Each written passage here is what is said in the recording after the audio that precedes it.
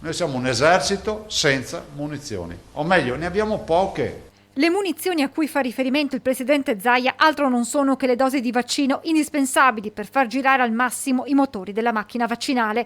Al momento il 90% degli over 80 ha ricevuto almeno la prima dose. In questo fine settimana si punta a completare il target con una consapevolezza. Il 5% degli over 80 non si vuole vaccinare. Dato che corrisponde a 18.000 over 80 su un totale di 358.540, numero che emerge dopo l'intensa attività di porta a porta fatta da aziende sanitarie e medici di base e sindaci tra gli ultraottantenni, un'ultima chiamata insomma in vista del Vax Day del fine settimana. Si proseguirà poi con le successive fasce d'età. Stiamo andando avanti anche con i 70-79 che ormai sono a fine giornata sono il 60% vaccinati, 60% prima dose.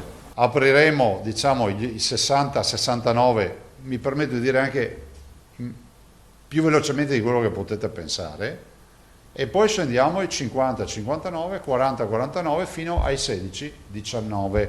E il presidente Zaia ha annunciato per la settimana prossima la presentazione del calendario delle vaccinazioni per la restante popolazione veneta. La prossima settimana vi darò il famoso tabellone a colori dove ognuno in base all'età sa quando, comunque in teoria, su una previsione che facciamo noi in base a uno standard di forniture, dovremmo iniziare a vaccinarci. In settimana vi daremo già, come si può dire, il mese nel quale dovrebbe iniziare la chiamata.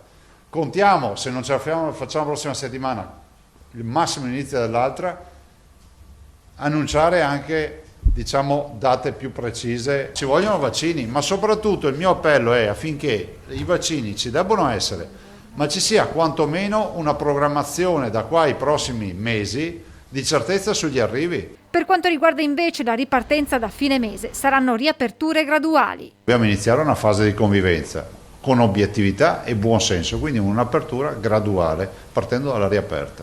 Attenzione che non è un liberi tutti, attenzione che non è un liberi tutti, attenzione che il rischio è sempre dietro all'angolo.